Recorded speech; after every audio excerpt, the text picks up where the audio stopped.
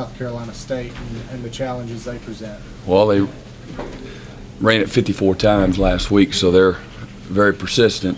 Obviously, they have a new offensive coordinator, and his philosophy is run the football. They established that last week. Following his career, they like to spread it out and throw it as well.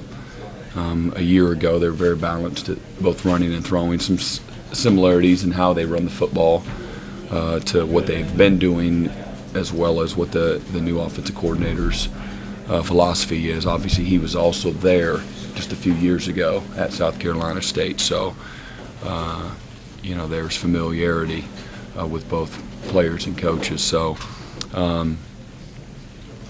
they'll use a variety of personnel, a lot of pre-snap movement, shifts, motions, and a variety of formations. So our guys have really got to it'll be a very mentally challenging game as much as it will physically, just because of gap integrity issues. And if you're not lined up and you're not in the A gap, you're not in the C gap, or whatever it is, they'll find it. They're an inside zone running team.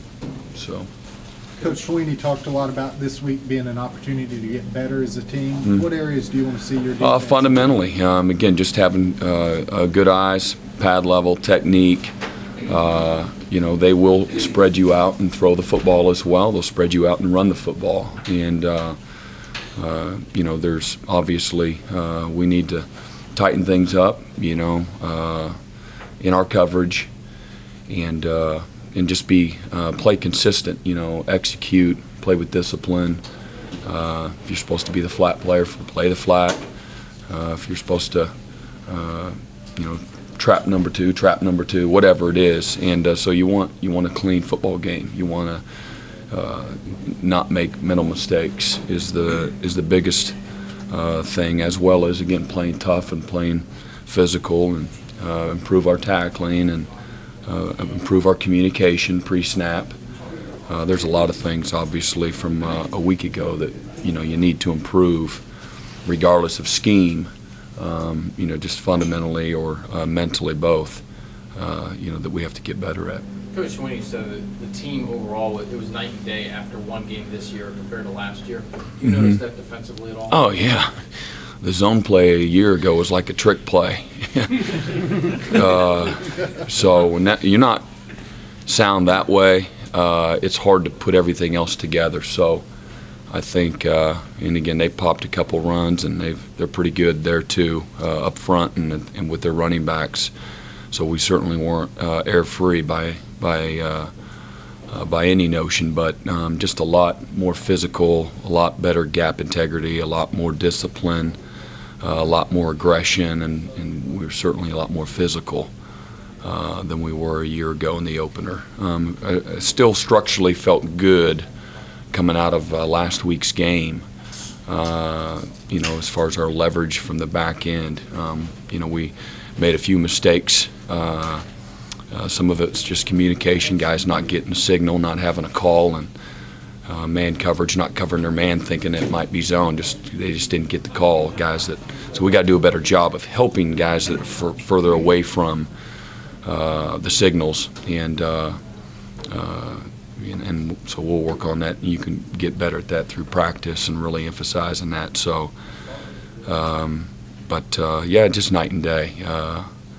We handled the 2-minute situation a lot better a year ago than we did this year. I really believe personally that I got some younger guys involved with that longer yardage package than we did a year ago, and where you had Hall and Brewer a year ago, two veteran guys, even though they're new to the system, older guys that. And then had a couple of younger guys. Just didn't handle it. And then probably, again, a year ago, we weren't quite as good in our front four at rushing a passer. And so kind of, believe it or not, we all kind of make mistakes in that first game too. So that's something else that you kind of took from it. How much of that was a real challenge of the coach playing that opening game going against such a good offense? I mean, they moved the ball at times pretty efficiently on you, but that you just think it's opening night and guys are still trying to figure out where they are in the system, and just the type of opponent you play too, with a lot of amount of talent they had. Yeah, it was a huge challenge, obviously, and 3 straight possessions. They just body blow, uppercut, and but our guys stayed on their feet and fought back. And somebody had said that they scored 1 touchdown their next 10 possessions. That's pretty good defense. Still, there's a number of things to still clean up within those 10 possessions as well. So pleased in a lot of ways and displeased in a number of other things. If we weren't able to rush a quarterback, if we weren't physical, if we didn't have intelligence, if we didn't have ability, you would be, incredibly concerned. And I feel like I know our guys and I know how they'll work to correct some of the mistakes that were made. And then we were physical and we played with great effort and we could rush a quarterback. And I like our guys up front. They make. As you continue to build as a defense, they make it a lot easier, when you have the kind of depth that we do there. I know you guys as coaches don't put as much into it as we do about starters, but what do you think allowed Carlos Watkins to emerge? Just practice more consistently, it's the biggest thing. Practiced harder, practiced with more intensity, and was more consistent. So he earned the job. And so we don't really care. You want somebody to go earn the job, and or somebody's getting outplayed. You want that separation. So you have to earn it again this week, or is it? I think it's a consistent. I think if you're trying to be fair, you want to reward performance, and you never want guys to put their guard down. You want them to stay hungry and stay on edge, and if they recognize that you're going to reward performance based on what you're doing in practice, and again, a complete body of work from week to week, I think that there's more respect, more focus, better energy, better intensity, all of that. So, obviously we still got a lot of work to do, so at all positions. Is it still pretty close, though? Because Davin mentioned that through 80. I think that was probably, I think that's fair to say that at that position, it's a little bit closer. That's not always to say at all positions are like that, but at that position it is closer. There's probably more capable guys at that position than at any other position on defense. One thing about Georgia, did they show you anything that you did not expect? Not particularly, a few things. Everybody has some different wrinkles that they do from year to year or week to week. So it wasn't like they came in and ran the midline option, So they're really good at their run and their play action, and when they're able to establish the run, that makes their passing game more potent.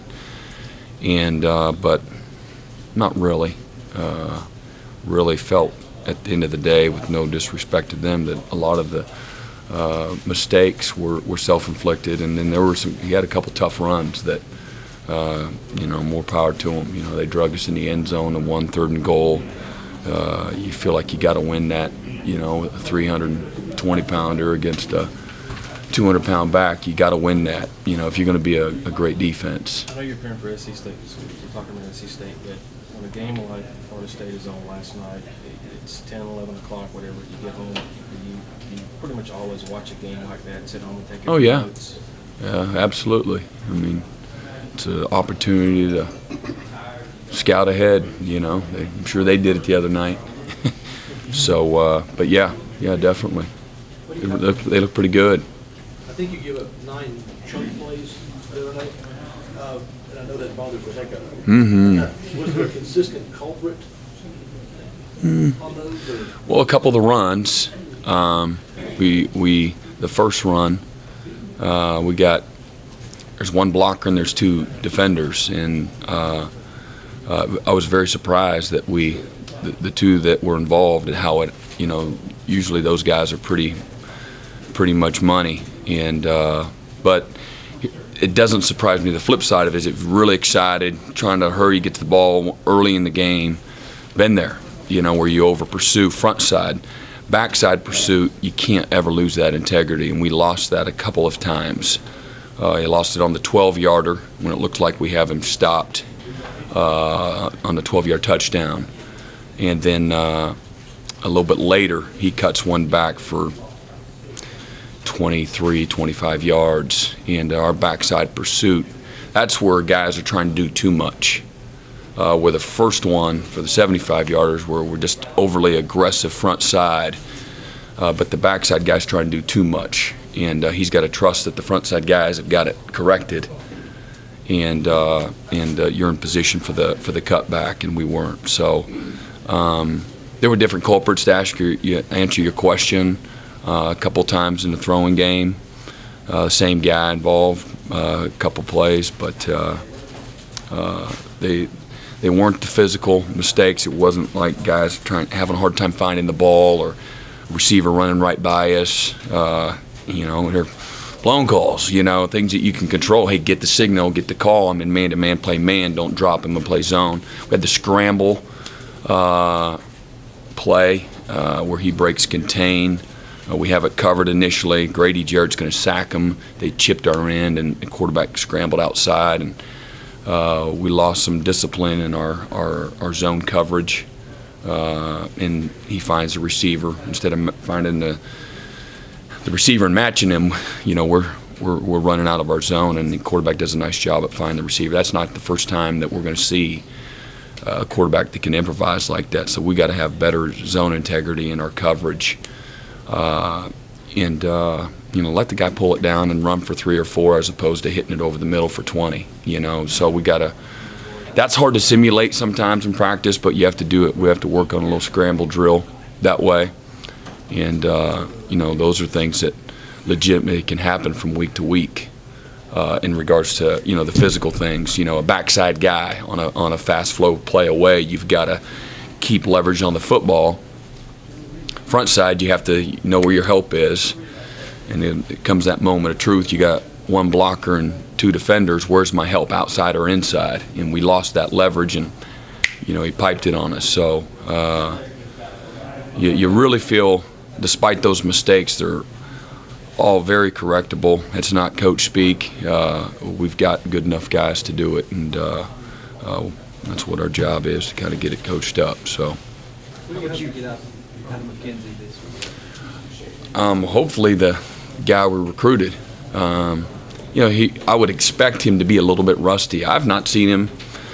I remember halfway through the first practice, oh yeah, how's McKenzie doing? I saw it, Coach Reed, and he's like, hey, McKenzie, he's out. I'm like, what?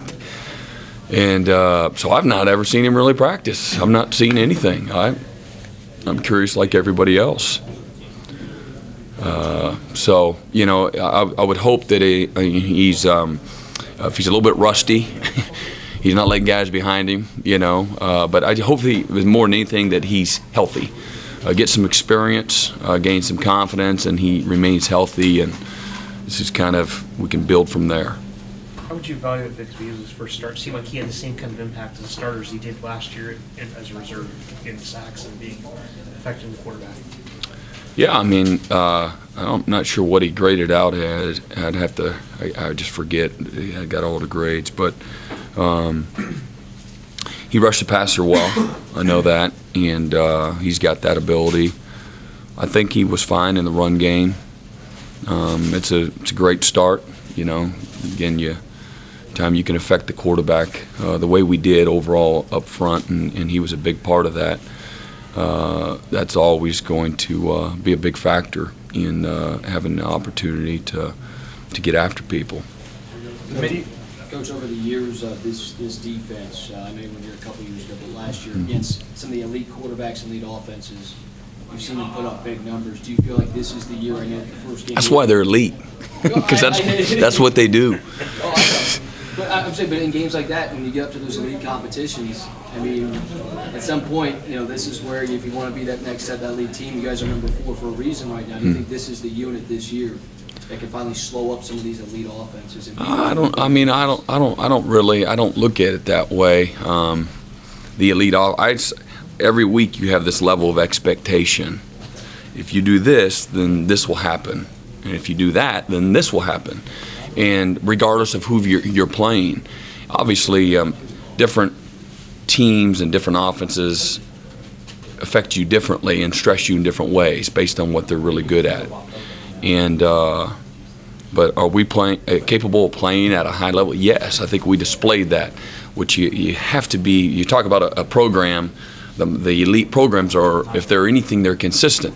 Well, same thing for whether it's a player, it's a middle linebacker, or it's a great cover corner, or it's Sammy Watkins at receiver. He's got to be great away from the ball as well as what he does with the ball. Well, the great defense, you got to be consistent, and you don't have to be keeping people under 100 yards every week to be that, and you got to make people earn what they get, and you can't not have the call before. That's inexcusable. That's inexcusable. I didn't have the call. Well, you're not trying to get the call then. Everybody else got it.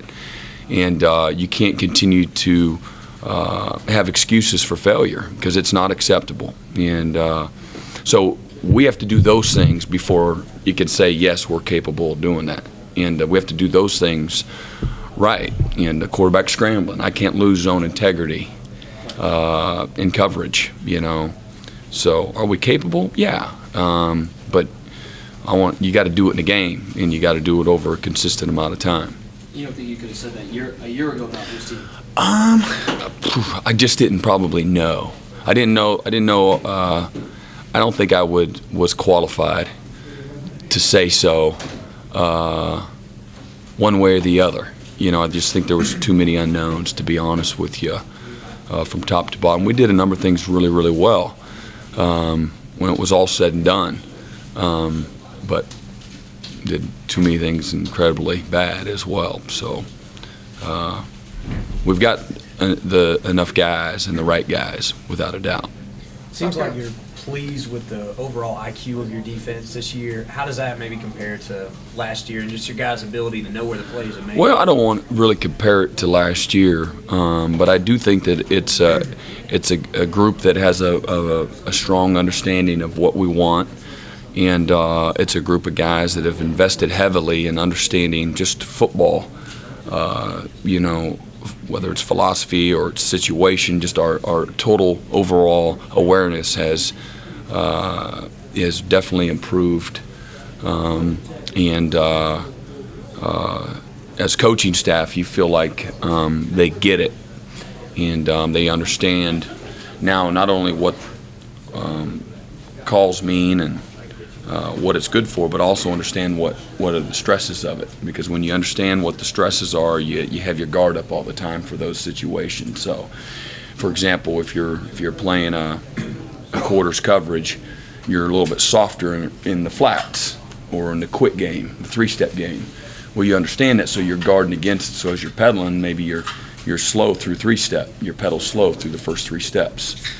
And things like that, where as opposed to thinking, well, I just can't get beat deep, you can't play that way and expect to stop people. So I think our awareness has improved overall. How much tempo does South Carolina State? A lot. Yeah. Like our offense. Yeah. So given your background and what you guys see during campus, I think it's great preparation for us, but it's always the stresses for anybody are no different. Our management should be, our guys are well versed in the management that needs to take place. The urgency that you have to get a call, see the formation, get lined up, get your hand in the dirt, and get your eyes where they belong, and so you can play aggressive and sure of yourself. When you can take that element away from a no-huddle team, I think that they lose that advantage to a certain degree. And the flip side is if you don't get lined up, you don't get the call, you're barely getting lined up before they snap the ball. So you don't have your eyes where they belong. You have poor pad level. You have a bad stance. Now you're affected, and it's a snowball effect. And I think we're conditioned well to handle it. And I think that we create this sense of urgency at practice every day that is a great training table, if you will, for the no huddle. So about Stefan's play on Saturday? And it was excellent. Yeah, it was excellent. It's the best game he's had since in the short time that I've been here. Really felt he was aggressive and sure of himself, and played well. Anyone else you could say that about played as well as they have since you've been here? God, a whole bunch of guys did, really. I'd hate to go down, through 22 guys or whatever, but there's a lot of guys that you just loved. I loved how aggressive we were. I loved how physical we were. I loved the effort that we played with. That gives you a great start. And our guys were confident. They were going into the game confident that we would win the game, and respectful and humble yet at the same time. But I think they were that way because they earned that right to feel that way, and as opposed to because it's a big game and there's going to be a lot of hype and it's game day. You don't win that way. You win because of the work that you put in, and as a group, it's been a kind of an evolution, if you will. As a group, we got really good chemistry with our top 22, 23 guys, and but even guys like B.J. Goodson came in there, and he was stoning people and was in good position. And Corin Wiggins came in there. It's one of those back in the backfield. We blitzed him right into the run. He smoked him, but there's a bunch. I mean, Spencer Shoe's in on 16, 17, 18 tackles. I mean, he's around the ball a lot.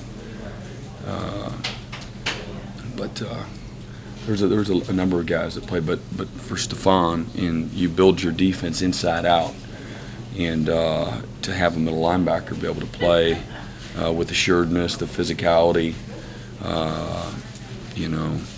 stay on your feet, blitz the right way, all of that, it makes a big difference. And